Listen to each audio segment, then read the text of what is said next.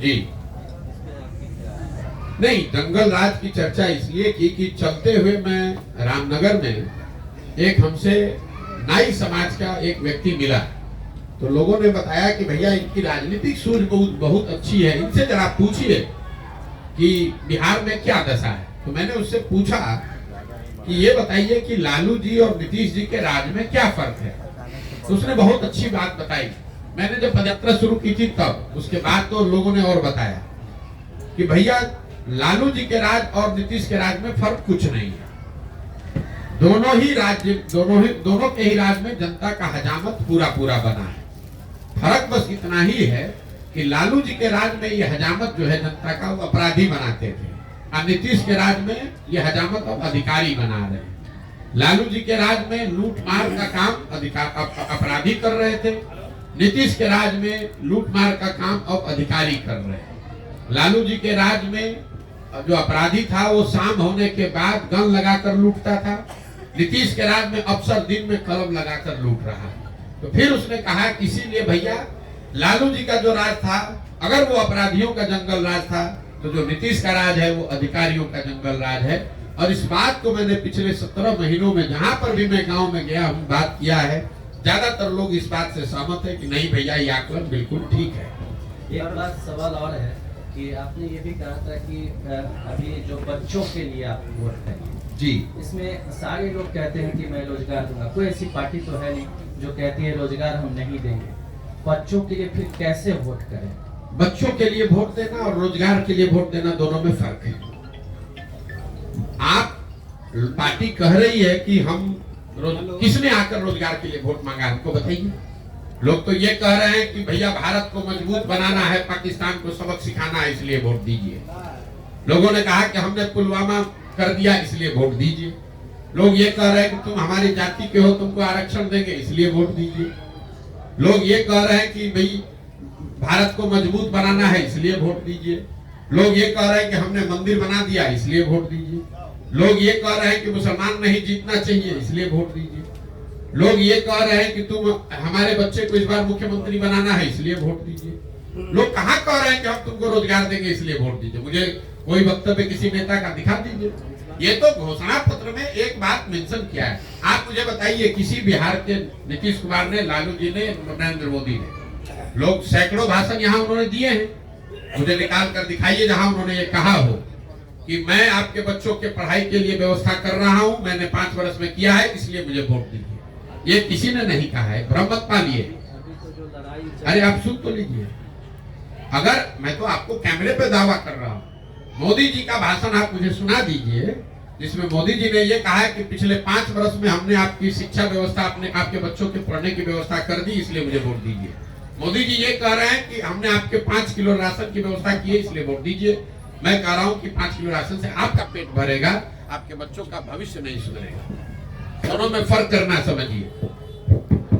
Sir लोग आप पर क्यों भरोसा करें? पहले भी नेताओं से लोग ठगे जा चुके हैं। बिल्कुल सही बात है। और आप खगड़िया में मैं अभी आया हूँ इसलिए आपको दोष नहीं दूंगा, लेकिन अगर आपने मेरे वक्तव्यों को सुना होगा तो मैं पहला ही लाइन कहता हूँ कि मुझ पर बिल्कुल भरोसा मत करो, मुझे वोट मत दो, मेरा कोई दल नहीं है। लेकिन जिस पर भी तुम्हारा भरोसा है, जिसको भी वोट देते हो, उसको मुफ्त में वोट मत दो। मैं ये भी कहता हूँ कि अगर आप अपने जात वाले को गेहूं चावल बेचते हैं तो उससे पैसा लेते हैं कि नहीं लेते हैं? दूध कपड़ा सब्जी बेचते हैं उससे पैसा लेते हैं कि नहीं लेते हैं? तो फिर अगर अपने जात वाले को भी दे रहे हो तो वोट मुफ्त में क्यों दे रहे हो? वोट अपने जात वाले को देना है दो, लेकिन कम से कम उससे अपने बच्चों के लिए रोजगार और पढ़ाई को मांगो। मुफ्त में वोट दोगे तो वोट चाहे मोदी को दो या लालू को दो, नीतीश को दो कि प्रशांत किशोर को दो, नुकसान होगा ही होगा। मैं ये बात बता रहा हूँ, मैं किसी को नहीं कहता हूँ, मैं सामने से खड़ा होकर कहता हूँ कि अगर हम पर भरोसा करके हमको वोट दोगे तो मैं भी कल आपको ठग सकता हूँ। इसलिए भरोसा हम पर मत करो, अपने आप पर भरोसा करो, अपने बच्चों के लिए खड़े हो, अपने बच्चों का चेहरा देखकर वोट दो। मोदी, लालू, नीतीश, प्रशांत किशोर का चेहरा देखकर वोट मत दो। एक मिनट प्रशांत जी, हमको ये बता, अभी जिस तरह से कांग्रेस के नेताओं को हैदराबाद शिफ्ट किया गया, क्या नीतीश जी के लिए मुश्किल बढ़ेगी? देखिए, जब आप 42 विधायकों के साथ कुर्सी पर बैठे हैं तो आपकी प्राथमिकता और आपकी स्थिति कभी भी वो सरकार स्थिर हो ही नहीं सकती है। नीतीश कुमार जब 42 विधायक उनके जीते तो मैं आपको कैमरे पे कह रहा हूं 2020 में, तब मैं बंगाल में था, मेरी उनसे 2 बार बात हुई। मैंने उनको सुझाव भी दिया कि सर आप मुख्यमंत्री मत बनिए, 42 जब जनता ने आपको नहीं वोट दिया आप क्यों मुख्यमंत्री बन रहे हैं। और 5 बजे शाम तक ये कहते रहे नहीं नहीं बिल्कुल आप सही सलाह दे रहे हैं, मुझे मुख्यमंत्री नहीं बनना है। 6 बजते बजते फिर पलट के भाजपा के साथ बना लिए। फिर उनको लगा कि भाजपा वाले, उन्होंने क्या कहा कि भाजपा वाले मेरा दल तोड़ रहे हैं इसलिए मैं भाजपा छोड़कर महागठबंधन में जा रहा हूं। वहां गए, 1 साल में फिर वहां अकुलाहट होने लगी। अब कह रहे भैया महागठबंधन वाले आरजेडी वाले ठीक से काम नहीं करने दे रहे, इसलिए फिर वापस भाजपा में गए हैं। अब कोई उनसे ये पूछने वाला नहीं है कि अगर भाजपा वाले आपका दल तोड़ रहे थे साल भर पहले तो फिर उसी दल के साथ काहे गए हो। तो ये तो स्वाभाविक है, जब आपकी स्थिति कमजोर रहेगी तो आप सरकार चलाने से ज्यादा आपकी तो प्राथमिकता बस इतनी है कि आप कुर्सी पर बैठे रहे, चाहे कांग्रेस के साथ रहिए, भाजपा के साथ रहिए, आरजेडी के साथ रहिए। और ये बिहार का दुर्भाग्य है कि जब हम लोग को अपने रोजगार, पढ़ाई, पलायन पर चर्चा होनी चाहिए तो दिन रात यही चर्चा हो रही है कि कांग्रेस का आदमी कहां भागा, नीतीश कहां भागे, लालू कहां गए। अरे भैया कोई आ जाए, 35 वर्ष से इन चारों पार्टियों ने राज यहाँ किया है कि नहीं किया। यूपीए की सरकार रही है ना दिल्ली में, 10 वर्ष कांग्रेस वाले भी शासन में रहे हैं और 10 वर्ष से अभी मोदी जी भी शासन में हैं। आप जरा मुझे बताइए, बिहार से पलायन रुक गया, खगड़िया के में बच्चों की, परिवारों की स्थिति सुधर गई। पहले 40 वर्ष कांग्रेस का शासन था, 15 वर्ष लालू जी थे, अभी 18 वर्ष से नीतीश कुमार है। बिहार 1990 में जब लालू जी मुख्यमंत्री बने तो देश का सबसे गरीब और पिछड़ा राज्य था। 2005 में जब लालू जी हटे, नीतीश कुमार मुख्यमंत्री बने तो भी देश का सबसे गरीब और पिछड़ा राज्य बिहार था। और आज 2023-24 में भी देश का सबसे गरीब और पिछड़ा राज्य बिहार ही है। हम लोग 28वें पर जो 1990 से पहले आए हैं, आज तक 28वें नंबर पर ही है, 27 नहीं हुए। सर हम पूछ रहे हैं पद यात्रा का जो है, सुना जाए सर, कहाँ से भी बिहार के युवा को तीनों पद यात्रा का जो आप कार्यक्रम कर रहे हैं, 17 महीना जो चल दिए और फिर आगे तक कार्यक्रम साल भर का है, इसका रिजल्ट क्या निकलने वाला है ये मैं जानना चाहता हूँ। रिजल्ट ये निकलने वाला है कि बिहार की जनता जो इन सारे दलों से त्रस्त है वो मिलकर एक नया दल बनाएगी। और मेरा ऐसा मानना है कि पदयात्रा के प्रभाव से समाज में एक बड़ा वर्ग खड़ा होगा और वो उन लोगों का चुनाव करेगा जिन पर उनका भरोसा होगा, जो उनके बच्चों के लिए, जिनको सुधारने, जिनके पास समाज की नजर में बिहार को सुधारने के लिए, उनके बच्चों के बेहतर भविष्य के लिए न सिर्फ जज्बा और नियत होगी बल्कि उनके पास उसको सुधारने का एक कार्यक्रम भी होगा। आज आप नीतीश कुमार, लालू यादव या अन्य पार्टियों के बारे में आप बोल रहे हैं ये योजना चल रहा है, ये योजना चल रहा है, लेकिन हम ये क्यों नहीं कहेंगे आप हजमौला देने का काम प्रशांत किशोर ही करते थे। अगर आपका सवाल पूछने का लहजा तो बड़ा अजीब सा है, लेकिन अगर आपका ये कहना है कि पहले हमने उनकी मदद की है तो आज उनका विरोध क्यों कर रहे हैं, ये जायज सवाल है। लोग सवाल आप, मैंने 2014-15 में नीतीश कुमार की मदद की थी, लेकिन 2014-15 के नीतीश कुमार में और आज के नीतीश कुमार में जमीन आसमान का फर्क है। मान्यवर, 2014-15 में जिस नीतीश कुमार की मैंने मदद की थी, ये वो नीतीश कुमार थे जिनके बारे में बिहार में एक बड़ा वर्ग मानता था कि ये आदमी बिहार को सुधारने की दिशा में काम कर रहा है, सुशासन बाबू उनको कहा जाता था। आज जिस नीतीश कुमार का मैं विरोध कर रहा हूँ, पूरे बिहार की जनता मान रही है कि इस आदमी को प्रशासन सुशासन से कोई मतलब नहीं है, अपने कुर्सी से मतलब है और इनका राज सुशासन का राज, सुशासन न होकर अपराधियों का जंगल राज है। 2014-15 में जिस नीतीश कुमार की मैंने मदद की थी वो नीतीश कुमार थे जिनका दल लोकसभा 2014 के चुनाव में नीतीश कुमार नहीं हारे थे, उनका दल हारा था। उनके पास 117 विधायक थे, लेकिन नीतीश कुमार ने राजनीतिक मोरालिटी के नाम पर पद से इस्तीफा दे दिया। आज जिस नीतीश कुमार का विरोध कर रहा हूं वो नीतीश कुमार है जो चुनाव हार गए हैं। 42 विधायक लेकर जुगाड़ लगाकर, कभी भाजपा का हाथ पकड़कर, कभी लालटेन पकड़कर कुर्सी पर चिपके हुए। और सबसे बड़ के बाद जिस नीतीश कुमार की 14-15 में मैंने मदद की थी, मैं वो नीतीश कुमार को जानता था जो गैसल पश्चिम बंगाल में जब रेल दुर्घटना हुई जिसमें करीब करीब 300 लोगों की मृत्यु हुई थी, उस रेल दुर्घटना के बाद नीतीश कुमार ने पद से, रेल मंत्री पद से इस्तीफा दे दिया। जब उन्होंने इस्तीफा दिया, वाजपेयी जी ने इस्तीफा को स्वीकार नहीं किया, तो नीतीश बाबू ने बयान दिया था कि जब हमारे कुर्सी पर रहते हुए 300 लोगों की मृत्यु हो गई तो मैं इस कुर्सी पर कैसे बैठूंगा। मैंने उस नीतीश कुमार का मदद किया था। जिस नीतीश कुमार का विरोध कर रहा हूं, ये वो नीतीश कुमार है कि कोरोना काल में हजारों बिहार के बच्चे, उनकी बलि चढ़ गई, उनकी दुखद मृत्यु हो गई, लाखों बच्चे मारे मारे फिर रहे थे। कोरोना पूरे देश पर संकट था, लेकिन जितना बड़ा संकट बिहार के लोगों को, बिहार के बच्चों को झेलना पड़ा, उतना बड़ा संकट किसी पे नहीं आया। और उस दौर में नीतीश कुमार 1 महीने तक अपने घर से बाहर नहीं निकले। इसलिए उस नीतीश कुमार का विरोध कर रहा हूँ। और सबसे बड़ी बात जो आप अंत में समझ लीजिए, जिस लोकतंत्र में हम लोग रहते हैं, लोकतंत्र में 5 वर्ष में चुनाव होता है। क्यों? ये इसलिए होता है कि लोकतंत्र और संविधान आपको ये बताता है कि जिस दल और नेता, विचारधारा जिस पर भी आपका भरोसा है, आप उसके साथ खड़े होइए, उसकी मदद कीजिए, उसको वोट दीजिए। लेकिन वो वोट, वो भरोसा 5 वर्ष के लिए है, जिंदगी भर की बंधुआ मजदूरी नहीं है। अगर आपके दिमाग से मैं चलूं, तब तो एक बार आपने वोट दे दिया तो जीवन भर के लिए वही आदमी रहिए, चुनाव कराने की जरूरत क्या है। महोदय, आप तो लोकतंत्र ही खत्म कर देंगे। एक बार आप दे दिए वोट मोदी जी को, तो फिर चुनाव का, फिर वोट बदलने का अपने अधिकार ही खो दिया आपके हिसाब से। तब तो एक बार मोदी जी बन गए प्रधानमंत्री, अब काहे के लिए वोट देने जाते हैं। और अगर मोदी जी ने काम नहीं किया, आपने वोट दूसरे को दिया, तो इसका मतलब क्या आप धोखा कर रहे हैं? आप धोखा नहीं कर रहे हैं। ये नागरिक होने के नाते आपका कर्तव्य है। इसी से लोकतंत्र चलता है। जब कोई अच्छा कर रहा है या आपका उस पर भरोसा है, तो आप उसके साथ खड़े होइए। जब वो अच्छा नहीं कर रहा है, तो जितनी ताकत से उसकी मदद की है, उतनी ही ताकत से उसको धक्का देकर बाहर भी हटाना, ये नागरिक की जिम्मेवारी है। हिंदुत्व के नाम पर, एक मिनट, हिंदुत्व के नाम पर वोट देने वाले जनता को आप कैसे काउंटर करेंगे जो विकास के मुद्दे को प्राथमिकता नहीं देती? मेरे भाई, ऐसा है, ये आपका भ्रम है कि हिंदुत्व के नाम पर या जाति के नाम पर ही वोट पड़ता है। मैंने शुरू में ही कहा, वोट 4 महत्वपूर्ण बिंदुओं पड़ते हैं, उसमें एक हिंदुत्व भी फैक्टर है। पूरे देश में 80% हिंदू रहते हैं। पिछले बार जब लोकसभा का चुनाव हुआ, भाजपा को इतनी बड़ी जीत मिली, तो भाजपा को कुल 38% वोट मिला है। 80% हिंदुओं के देश में अगर भाजपा को 38% वोट मिला है, इसका मतलब है कि आधे से ज्यादा हिंदुओं ने भाजपा को वोट नहीं दिया।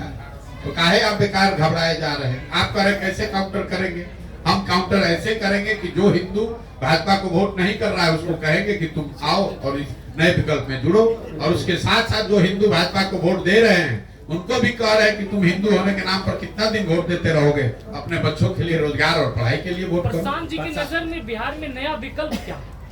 नया विकल्प बिहार के लोगों के द्वारा मिलकर बनाए जाने वाला वो बनाए जाने वाला दल है, जो यहाँ बिहार में सही मायनों में जनता का राज कायम करे और लोगों को ये जो राजनीतिक बंधुआ मजदूरी है, जहां लोग भाजपा के डर से लालू और लालू के डर से भाजपा को वोट देने के लिए बाध्य हैं, इस राजनीतिक गुलामी से, राजनीतिक बंधुआ मजदूरी से बाहर निकालें, ये मेरा रास्ता है। क्या लोकसभा चुनाव से पहले पार्टी का अनाउंस करेंगे प्रशांत किशोर? क्या लोकसभा चुनाव से पहले हमने एक बार जो बात कह दी, उससे हम डिगेंगे नहीं। पदयात्रा जब शुरू हुई, उसके 6 महीना पहले 5 मई 2022 को पटना के प्रेस वार्ता में हमने बताया कि पार्टी पदयात्रा खत्म होने के बाद ही बनेगी और इसका कोई समय निश्चित नहीं है। चाहे हमको 1 बरस लगे या पदयात्रा करने में 4 बरस लगे, पार्टी तब बनेगी जब पदयात्रा पूरा हो जाए। और जब बन जाएगी, उसके बाद जो चुनाव आएगा सामने, वो चाहे वार्ड सदस्य का चुनाव हो, मुखिया का चुनाव हो, लोकसभा हो, विधानसभा है, सब लड़ा जाएगा। लेकिन सिर्फ चुनाव लड़ने के लिए आज हड़बड़ी में पार्टी बना दें, तो फिर हमारी दशा भी वही होगी जो दूसरे लोगों की है। जब चुनाव आया, दल बना लिया, 4 आदमी झंडा लेकर खड़ा हो गया, ये वो प्रयास नहीं है। पूरे बिहार में जब पदयात्रा पूरी हो जाएगी, कम से कम 2/3 बिहार में पूरा हो जाए, उसके बाद सारे लोग जो दल बनाना चाहते हैं वो जुड़ जाएं, वो मिलकर दल बनाएं, तो फिर उनके साथ दल बनाया जाएगा, चुनाव लड़ा जाएगा। हम इसके नेता नहीं हैं, हम इसके कुम्हार हैं। जो घड़ा है वो तो मिट्टी और चाक से बनता है। कुम्हार कितना भी होशियार हो, अगर मिट्टी, बढ़िया मिट्टी और चाक ना हो तो घड़ा नहीं बन सकता है। बिहार में हम पदयात्रा के जरिए वो मिट्टी, वो अच्छी मिट्टी और चाक ढूंढ रहे हैं और अपने अनुभव से उस मिट्टी को गूंद कर उस चाक पर थोड़ा सा उसको सहारा देंगे और वो बढ़िया घड़ा बनकर आएगा। आप चिंता मत कीजिए। तेजस्वी यादव बोल रहे हैं कि जदयू 2024 में खत्म हो जाएगी, इसमें आप क्या कहना चाहेंगे? तेजस्वी यादव काहे पाला बदल के गए थे जदयू के साथ? भाई नीतीश कुमार पलटू राम है, ये तो पूरा बिहार का बच्चा बच्चा जानता है। लेकिन अभी जो हुआ उससे ये भी पता चला कि मोदी और अमित शाह भी उतने ही बड़े पलटू राम हैं। अभी तो अमित शाह ने आकर बिहार में आज से कुछ महीने पहले कहा कि भाई बिहार के एक एक आदमी कान खोलकर सुन लो, नीतीश कुमार के लिए भाजपा के दरवाजे हमेशा के लिए बंद हैं। और अभी मजाक क्या हो रहा है कि नीतीश अमित शाह ने दरवाजा तो ठीक बंद किया, खाली उसमें छिटकिनी लगाना भूल गए, फिर पलट के नीतीश के साथ चले गए। तो अगर नीतीश कुमार आरजेडी से पलट कर भाजपा में गए तो भाजपा वाले भी तो पलट कर गए हैं। यही हाल तेजस्वी यादव का है। अभी साल भर पहले नीतीश कुमार को पलटू राम बता रहे थे, जैसे ही नीतीश कुमार ने उप मुख्यमंत्री बनाया तो उनको विकास का मसीहा बताने लगे। जब विपक्ष में थे तो उनको शराब में उनको माफियागिरी दिख रही थी। नीतीश कुमार शराब माफिया के सरदार दिख रहे थे, उनको उप मुख्यमंत्री बना दिया तो बस उनको नीतीश कुमार ने अपना राजनीतिक गुरु दिखने लगा। तो सिर्फ नीतीश कुमार पलटू राम नहीं है, नीतीश कुमार तो पलटू राम के सरदार हैं, लेकिन इसमें सब पलटू राम है। मुझे ये बताइए भाजपा के लोग इस श्रेणी में तो सम्राट चौधरी भी आते हैं। भैया भाजपा के सम्राट चौधरी क्या विशाख है समाज? भाई आप मैं अमित शाह की बात कर रहा हूँ। तब भाई नीतीश जी ने, मैं आपको एक और बात बताऊं, नीतीश जी ने विधानसभा में एक बड़ा वल्गर स्टेटमेंट दिया था महिलाओं को लेकर। प्रधानमंत्री मध्य प्रदेश में प्रचार कर रहे थे तो उन्होंने मध्य प्रदेश में महिलाओं को कहा कि जिस दल के लोग इस तरह की महिलाओं के बारे में टिप्पणी करते हैं उनको सजा मिलनी चाहिए कि नहीं मिलनी चाहिए। वही मोदी जी सजा के तौर पर नीतीश कुमार को बिहार की महिलाओं का मुख्यमंत्री बना दिए। देखिए ऐसा है, ये बिहार का दुर्भाग्य है। लालू नीतीश ने जो किया वो तो किया ही पिछले 30-35 वर्ष में, लेकिन कांग्रेस और भाजपा यहाँ इतनी बड़ी दोषी पार्टी है बिहार की बर्बादी के लिए। पहले 15 साल लालू जी को बिहार की जनता ने नहीं जिताया था। बिहार की जनता ने लालू जी को सिर्फ अकेले अपने दम पर एक बार जिताया है। बाकी सारे समय 20-25 सांसदों के लालच में कांग्रेस ने लालू जी को बिहार में जो जंगल राज चलाया उसके लिए कांग्रेस भी उतनी ही जिम्मेवार है। तो जो काम कांग्रेस ने लालू जी के साथ किया वही काम भाजपा आज नीतीश के साथ कर रही है। नीतीश कुमार को यहाँ कुर्सी पे बैठाए रखो, बिहार की जनता चाहे जितना दिक्कत में पड़े अपना 30-35 सांसद यहाँ से जीत कर जाए और हम लोग दिल्ली में राज करते रहे। बिहार से 30-35 सांसद सबको चाहिए, लेकिन बिहारी कह के गाली भी सबको देना है। बिहार से वोट सबको चाहिए, लेकिन बिहार के बच्चों की चिंता किसी को नहीं करनी है। दिल्ली में बैठकर कोई कहे कि भाई बिहार का आदमी पलायन क्यों कर रहा है, तो वहाँ बिहारियों का मजाक उड़ाइए, कहिए ये सब तो जाति में बटा हुआ है, ये सब तो बड़ा अनपढ़ अशिक्षित है। बताइए राहुल गांधी यहाँ यात्रा करने आए हैं। अभी 1 महीना पहले जुमा अभी जिस आदमी को मुख्यमंत्री बने 2 हफ्ते नहीं हुआ, उस आदमी की इतनी कुवत है।